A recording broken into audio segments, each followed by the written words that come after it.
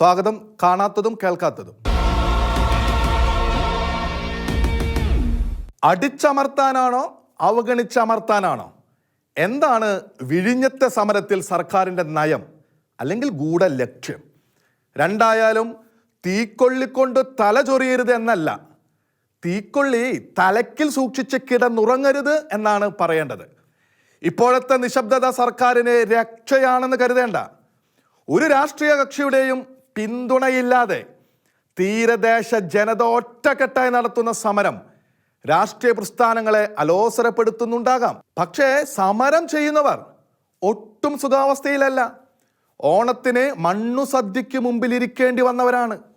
അരാഷ്ട്രീയമായ മുന്നേറ്റത്തെ ഭയത്തോടും സംശയത്തോടും അസൂയയോടും കൂടി മാത്രം കാണുന്നത് രാഷ്ട്രീയ നേതാക്കളുടെ പതിവ്.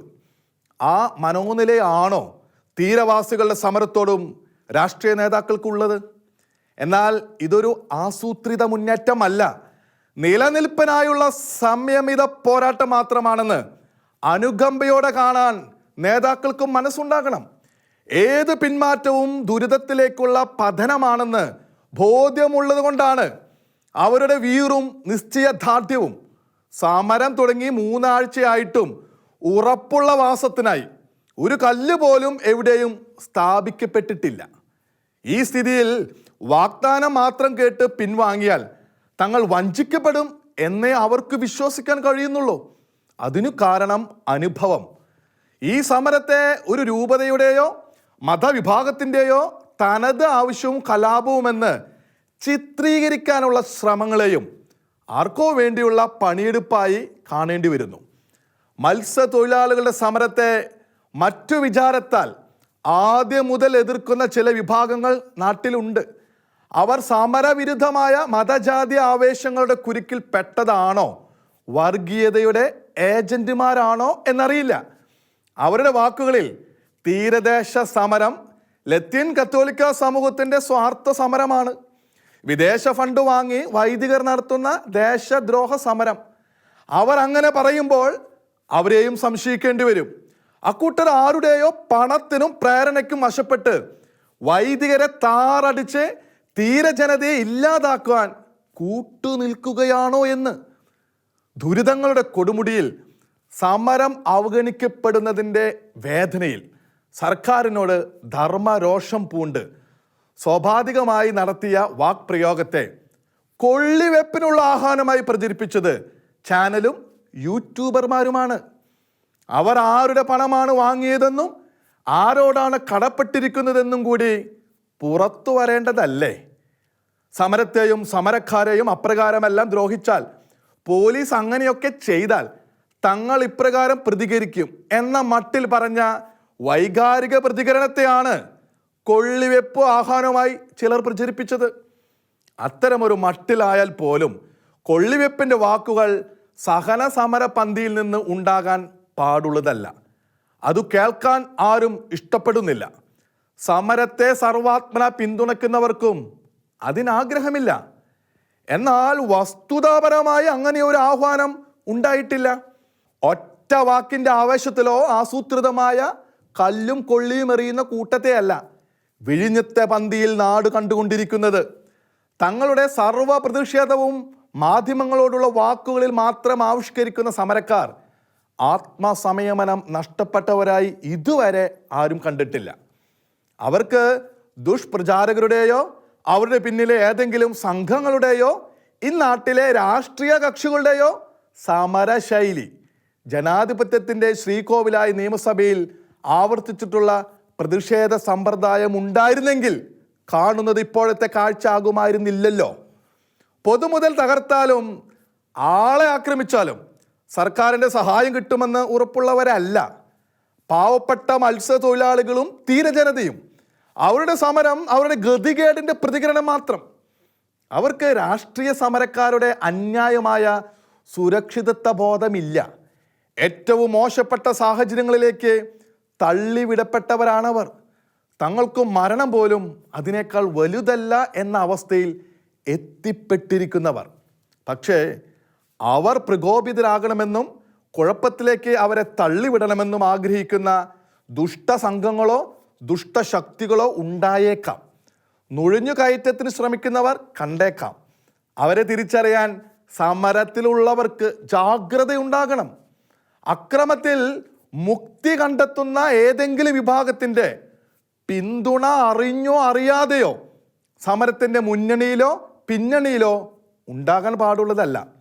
വിഴിഞ്ഞത്തെ സമരത്തിൽ അത് സുപ്രധാനവുമാണ്. പ്രത്യേകിച്ച് വൈദികർ തന്നെ സമരരംഗത്തുള്ളപ്പോൾ അത്തരം ഏതു സാധ്യതയും വിവേകപൂർവ്വം തിരിച്ചറിഞ്ഞ് നിശേഷം നിശബ്ദം വർജിക്കാനുള്ള പാകവും സമരം ചെയ്യുന്നവർക്ക് ആവശ്യം. അത് മതരാഷ്ട്രീയ മണ്ഡലങ്ങളിൽ നിന്നുള്ളതായാൽ പോലും തെറ്റിദ്ധരിപ്പിച്ചിട്ട് മാറി നിന്ന് ചിരിക്കാൻ സമരരംഗത്തുള്ള ആർക്കും അവസരം നൽകിക്കൂടാതാനും. അതുകൊണ്ട് തന്നെയാണ് പ്രകോപനത്തിൻ്റെ പ്രതീതിയുള്ള വാക്കുകൾ പോലും സമരപന്തിയിൽ നിന്ന് കേൾക്കാൻ സമരത്തെ പിന്തുണയ്ക്കുന്നവരും ആഗ്രഹിക്കാത്തത്. സമരത്തിന് പിന്തുണയുമായി എത്തുന്നവരെല്ലാം ദുരിതമുഖത്തുള്ളവരല്ല. അതിനർത്ഥം ചിലർ ആരോപിക്കുന്നത് പോലെ അവർ പ്രതിഫലം വാങ്ങി ആർക്കോ വേണ്ടി വന്നവരാണെന്നല്ല. തീരത്തെ തങ്ങളുടെ സഹോദരങ്ങളുടെ വേദനയും അവരെ നയിക്കുന്നവരുടെ ആത്മാർത്ഥതയും ബോധ്യമുള്ളത് കൊണ്ട് പിന്തുണയുമായി എത്തിയവരാണ്. അത് വിരുദ്ധ പ്രചാരകർ മനസ്സിലാക്കിയില്ലെങ്കിലും സർക്കാർ തിരിച്ചറിയേണ്ടതാണ്. തീരജനത സർക്കാരിനെതിരെ ശക്തമായി പ്രതികരിക്കുന്നെങ്കിൽ അതിൻ്റെ കാരണം സർക്കാരിന് നിശ്ചയമായും അറിയാം. തങ്ങളെ എപ്പോഴൊക്കെയോ ഉറച്ചു വിശ്വസിക്കുകയും പിന്തുണയ്ക്കുകയും ചെയ്തിരുന്നവരുടെ വേദനയും ഇച്ഛാഭംഗവുമാണത്. അവരെ അവഗണിച്ച് തകർക്കാനാണ് സർക്കാർ ഉദ്ദേശിക്കുന്നതെങ്കിൽ അത് ബുദ്ധിശൂന്യത.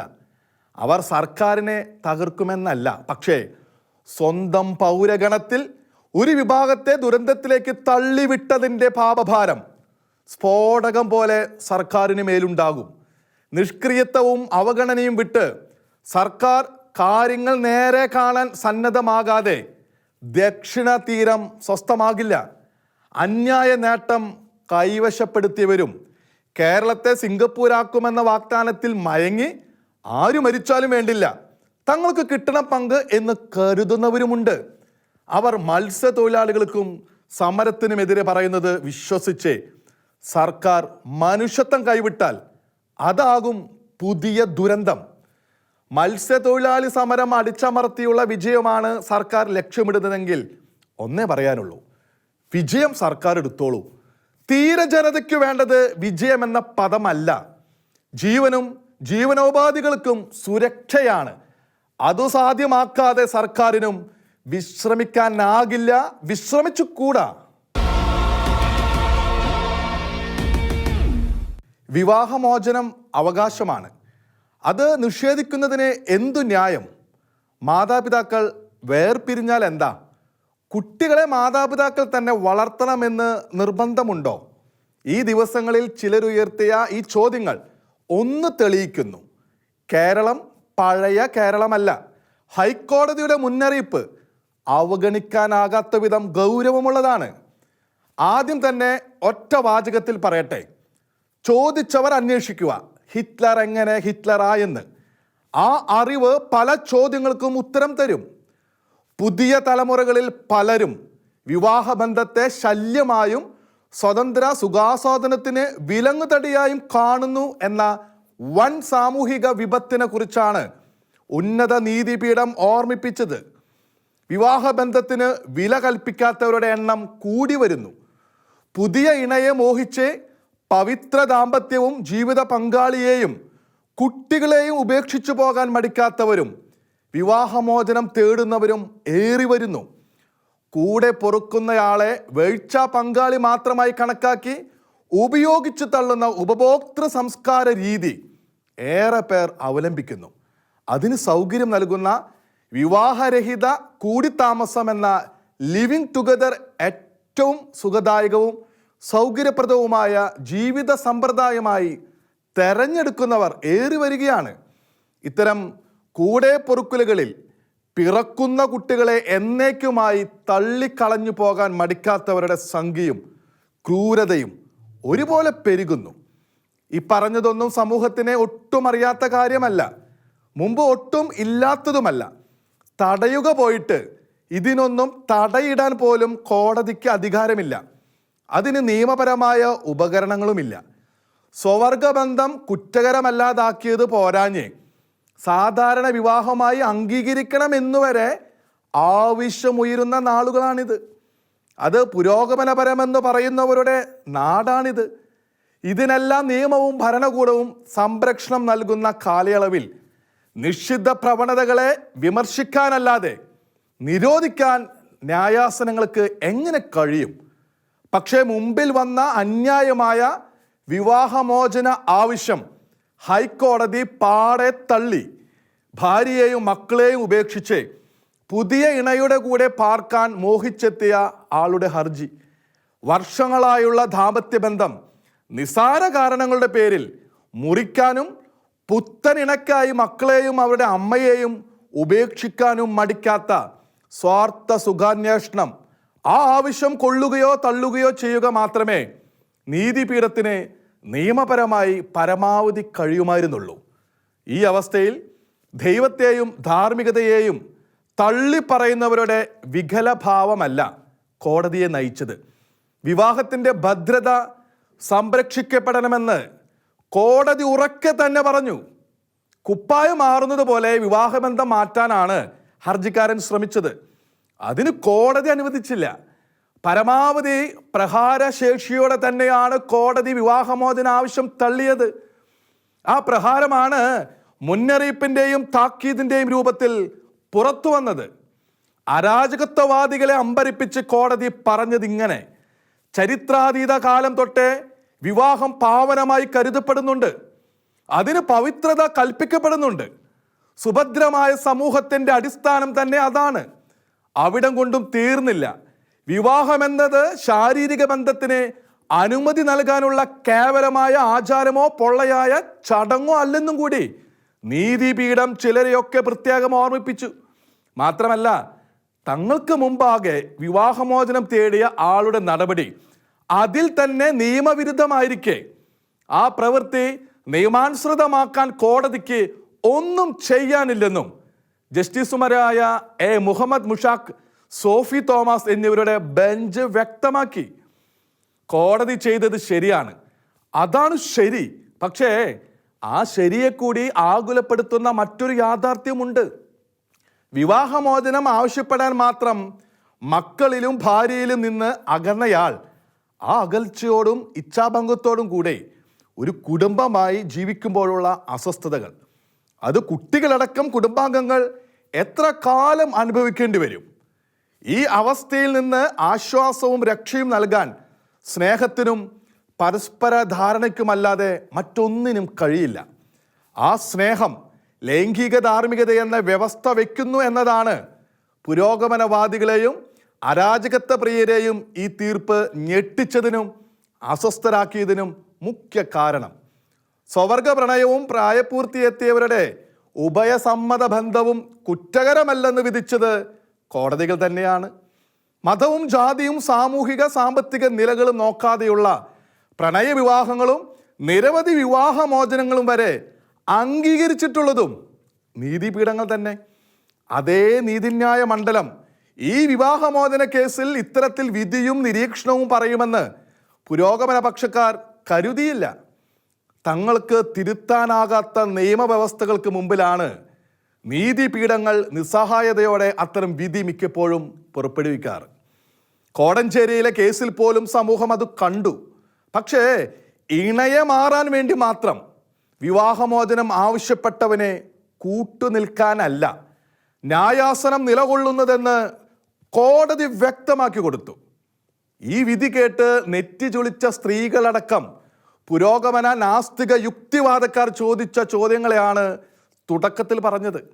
അവർക്കുള്ള ആദ്യത്തെ മറുപടി, നിങ്ങൾ ഓർക്കുക നിങ്ങളെങ്ങനെ നിങ്ങളായെന്ന് എന്ന കവിതാ ശകലം തന്നെയാണ്. അല്ലെങ്കിൽ നിങ്ങൾ ഓർക്കുക നിങ്ങളെങ്ങനെ ഇങ്ങനെയൊക്കെ ആയിപ്പോയെന്ന് എന്നൊരു പാരഡിയാണ്.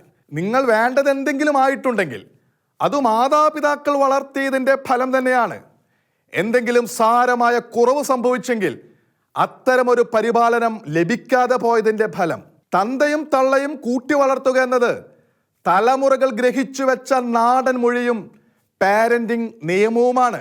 അതാണ് ശരിയായ വളർത്തൽ എന്നതിനെ പ്രകൃതിയും ശാസ്ത്രവും പറഞ്ഞു തരുന്ന പാഠം സദാ ശാസ്ത്രത്തെ സാക്ഷിക്കുന്ന പുരോഗമനവാദികൾക്ക് പിടിയില്ലേ? മാതാപിതാക്കളുടെ സ്നേഹഭരിതമായ പാലനവും ശിക്ഷണവും ലഭിക്കാത്തതാണ്, അല്ലെങ്കിൽ അവരിൽ ഒരാളുടെയെങ്കിലും മുടങ്ങാത്ത സാന്നിധ്യമില്ലാത്തതാണ് പല കുട്ടികളിലും കാണപ്പെടുന്ന പെരുമാറ്റ വൈകല്യങ്ങൾക്കും കുഴപ്പങ്ങൾക്കും കുറ്റവാളി സ്വഭാവത്തിനും കാരണമെന്ന് വൈദ്യശാസ്ത്രവും മനഃശാസ്ത്രവും എത്രയോ മുമ്പേ കേസുകൾ സഹിതം ചൂണ്ടിക്കാണിച്ചിട്ടുണ്ട്. അണുകുടുംബങ്ങളിൽ പതിവായി മാറിയ ഈ ദുരന്തത്തിൻ്റെ ഇരകളാണ് ഇന്നത്തെ മിക്ക കൗമാരക്കാരും നവയൗവനക്കാരുമെന്ന് എത്രയോ സെമിനാറുകളിലും ക്ലാസ്സുകളിലും ശാസ്ത്രവൈദഗ്ധ്യമുള്ളവർ പഠിപ്പിച്ചു പോരുന്നു. ഇതൊക്കെ ഒരു ചെവിയാൽ കേട്ട് മറുചെവിയാൽ പുറത്തുവിടുന്ന പ്രവണതയാണോ പുരോഗമനവാദികളുടേത്? ഭൂമുഖത്ത് മനുഷ്യ മക്കൾക്ക് മാത്രമാണ് പ്രായപൂർത്തിയാകാൻ സുദീർഘമായ ബാല്യവും കൗമാരവും ചേർന്ന 2 പതിറ്റാണ്ടുള്ളതെന്ന കാര്യവും പുരോഗമനവാദികൾ മറന്നു. മനുഷ്യ മക്കൾക്ക് വ്യക്തിത്വ രൂപീകരണത്തിന് മാതാപിതാക്കളോടൊപ്പം ഇത്രയും നീണ്ട കാലത്തെ സഹവാസവും ആവാപരിശീലനവും ആവശ്യമായുള്ളത് കൊണ്ടാണ് പ്രകൃതിയുടെ ഈ ക്രമീകരണം എന്ന് മനസ്സിലാക്കുവാൻ പുരോഗമനവാദികൾക്കും യുക്തിവാദികൾക്കും കഴിഞ്ഞിട്ടില്ലേ? ഒരു കാര്യം പുരോഗമനവാദികളും ലിവിങ് ടുഗദർവാദികളും ഗ്രഹിച്ചിരിക്കട്ടെ: സമൂഹം ഭദ്രമായി നിലനിൽക്കാൻ, മനുഷ്യകുലത്തിന് തുടർച്ചയുണ്ടാകാനും ഭദ്രമായ വിവാഹബന്ധവും അതിൻ്റെ സൗഖ്യവുമുള്ള ദമ്പതികളും വേണം. അവരുടെ സ്നേഹത്തിൽ നിന്ന് ജനിച്ച കുഞ്ഞുങ്ങളും മാതാപിതാക്കളുടെ കൂട്ടായ സ്നേഹ പരിപാലനം ലഭിച്ചു വളരുന്ന കുട്ടികളും വേണം. ആലിസ് മില്ലർ എന്ന ഗവേഷക കണ്ടെത്തിയ ഹിറ്റ്ലർ എങ്ങനെ ഹിറ്റ്ലറായി എന്ന ചരിത്രം പഠിച്ചാൽ മനസ്സിലാകും ഭദ്രമായ കുടുംബ ബന്ധവും സ്നേഹഭരിതമായ പാരന്റിങ്ങും എത്രമാത്രം ആവശ്യമെന്ന്. അവയില്ലാത്ത വീടെന്ന കെട്ടിടങ്ങൾക്ക് കീഴിലെ കുട്ടികൾ എങ്ങനെ ലോകത്തിനു തന്നെ വിപത്തായി മാറാമെന്ന്. ഇക്കാര്യത്തിൽ ഹിറ്റ്ലറേക്കാൾ വ്യക്തമായൊരു ഉദാഹരണം ആധുനിക ലോകത്ത് ചൂണ്ടിക്കാട്ടാനില്ലല്ലോ. രാഹുൽ പുതിയൊരു ഭാരതം കൊരുക്കുമോ? വേണ്ട. പുതിയൊരു കോൺഗ്രസിനെയെങ്കിലും കൊരുത്തെടുക്കുമോ? ഭാരതം കൊരുക്കൽ യാത്ര, ഈ ഐക്യയാത്ര അതിനെ സഹായകമാകുമോ? കാത്തിരുന്നേ ഫലം പറയാനാകൂ. ഇക്കാര്യത്തിൽ അദ്ദേഹത്തിൻ്റെ മുൻഗാമി രാഷ്ട്രീയ വിജയം കണ്ടയാളാണ്. രാജ്യത്തിൻ്റെ നെടുനീളം നടന്നു തീർത്ത, ഒരിക്കൽ കോൺഗ്രസിലെ യുവതുർക്കിയും പിന്നീട് ഇന്ദിരാഗാന്ധിയുടെ കടുത്ത എതിരാളിയുമായി മാറിയ ചന്ദ്രശേഖർ, അടിയന്തരാവസ്ഥ കാലത്ത് തടങ്കലിലായ കോൺഗ്രസ് നേതാവ്. അടിയന്തരാവസ്ഥയ്ക്ക് ശേഷമുള്ള തെരഞ്ഞെടുപ്പിൽ ഇന്ദിരാഗാന്ധിയെ തറപറ്റിച്ച ജനതാ പാർട്ടിയുടെ നേതാവ് ഇന്ന് കോൺഗ്രസ് നേരിടുന്നതിലേറെ വലിയ താഴ്ചയിലേക്കാണ് അന്ന് ഇന്ദിരാഗാന്ധി വീണുപോയത്. പക്ഷേ 1980 തെരഞ്ഞെടുപ്പിൽ ഇന്ദിരാഗാന്ധി കുതിച്ചത് ആകാശത്തോളം ഉയരത്തിലേക്ക്. ആ ഉയർച്ചയിൽ തളർന്നും പിളർന്നും ശോഷിച്ച ജനതാ പാർട്ടിയുടെ നേതാവായിരുന്നു ചന്ദ്രശേഖർ. പ്രസിഡന്റ് എന്ന നിലയിൽ പാർട്ടിക്ക് നവജീവൻ വയ്പ്പിക്കാൻ ചന്ദ്രശേഖർ ഏറ്റെടുത്ത യത്നമായിരുന്നു 1983 പദയാത്ര, ഭാരതയാത്ര. വർഷങ്ങൾക്ക് ശേഷമായാലും ആ നടപ്പ് വ്യക്തിപരമായ അന്തിമ ലക്ഷ്യം കണ്ടു: പ്രധാനമന്ത്രിയുടെ കസേര. ഇന്നിപ്പോൾ അതേ വഴി തെരഞ്ഞെടുത്ത രാഹുലും കോൺഗ്രസ് വൃന്ദവും മനസ്സിലാക്കേണ്ട ഒന്നുണ്ട്. കോൺഗ്രസിനെ തകർത്തത് ഇന്നത്തെ മുഖ്യ എതിരാളി അജയൻ എന്ന് തോന്നിക്കുന്ന പ്രധാനമന്ത്രി നരേന്ദ്രമോദി അല്ല, കോൺഗ്രസിലെ നേതാക്കൾ തന്നെയാണ്. ആ അബദ്ധപാഠം തിരുത്താതെ കോൺഗ്രസിനെ നന്നാക്കാൻ എളുപ്പമല്ല. രാഷ്ട്രീയ പാരമ്പര്യമില്ലാതിരുന്ന അച്ഛൻ രാജീവ് ഗാന്ധി അധികാരമേറ്റതു മുതൽ പാർട്ടിക്കുണ്ടായ തകർച്ചയുടെ വഴികൾ രാഹുൽ കൃത്യമായി മനസ്സിലാക്കുന്നില്ലെങ്കിൽ ഈ നടപ്പ് എന്ത് ഫലം ചെയ്യുമെന്ന് പറഞ്ഞുകൂടാ. നരേന്ദ്രമോദി എന്ന പ്രതിഭാസം കാലം തികയ്ക്കുമോ എന്നതല്ല കോൺഗ്രസിൻ്റെ പ്രശ്നം. അണികളിൽ നിന്നകന്ന നേതാക്കളും കർഷകരെ അവഗണിച്ച സർക്കാരുമാണ് കോൺഗ്രസിനെ ഇന്നത്തെ അവസ്ഥയിൽ എത്തിച്ചത്. ഒപ്പം നെഹ്റു കുടുംബത്തിലെ ആരെങ്കിലും അല്ലാതെ തങ്ങളിൽ ഒരാളെ പരമോന്നത നേതാവായി അംഗീകരിക്കില്ലെന്ന അസൂയയുടെ പാഠം അഭ്യസിച്ചിരുന്ന സ്ഥാനമോഹികളായ കോൺഗ്രസ് നേതാക്കളും. പരസ്പരം അംഗീകരിക്കാത്ത നേതാക്കളുടെ പാരമ്പര്യം ഇപ്പോഴും പാർട്ടിയെ ദുർബലപ്പെടുത്തുകയല്ലേ? അത് അവസാനിപ്പിക്കാതെ രാഹുലിനെ രാജ്യമുടനീളം നടത്തിയാൽ പരിഹാരമാകുമോ? മോദിയെ പഴിച്ചും മോദിക്ക് പിഴയ്ക്കുന്നത് കാത്തും കാലം കഴിക്കാതെ കഴിവും പിന്തുണയുമുള്ള നേതാക്കൾ ഉന്നത പദവികളിൽ വരത്തക്ക വിധം പാർട്ടിയെ ഒരുക്കുമോ രാഹുലും മറ്റു ഉന്നത നേതാക്കളും? അതാണ് കണ്ടറിയേണ്ടത്. കാണാത്തതും കേൾക്കാത്തതും അടുത്ത ആഴ്ച ഇതേ സമയം.